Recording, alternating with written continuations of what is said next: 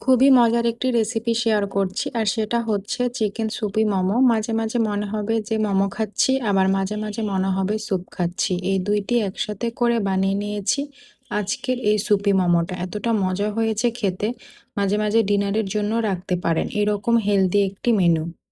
তো আজকে এই সুপি মোমোটা কিভাবে বানিয়েছি সেটাই আপনাদের সাথে শেয়ার করব।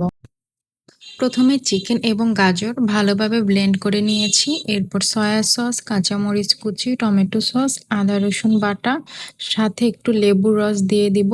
দিয়ে ভালোভাবে আমি মিক্সড করে নিব। মিক্সড করার পরে স্বাদ মতো আমি লবণ দিয়ে নিব। তারপর লবণ দেওয়া হয়ে যাওয়ার পরে একটু গরম তেল দিয়ে দিব। এভাবে চিকেন কিমাটা তৈরি করে ফেলবো। এরপর মোমোটাকে ভালো করে আমি শেফ করে নিব ভিতরে কিমাটা দিয়ে।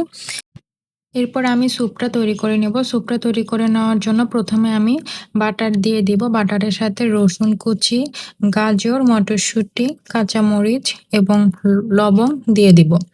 সয়া সস, গোলমরিচের গুঁড়া দিয়ে দিব। কিছুক্ষণ পর পরিমাণ মতো আমি একটু পানি দিয়ে দিব।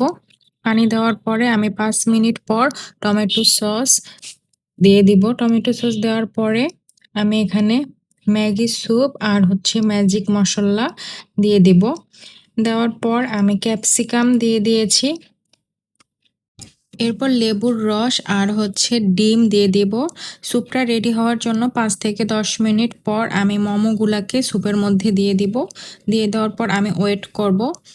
এই তো আমার মোমো রেডি হয়ে গিয়েছে। এবার আমি গরম, গরম মোমো আমি সার্ভ করব।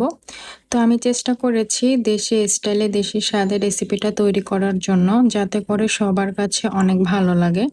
মোমো সাধারণত ছোট বড় সবার কাছেই পছন্দের একটি খাবার। কার কাছে কেমন লেগেছে অবশ্যই কমেন্ট করে জানাবেন। আল্লাহ হাফেজ।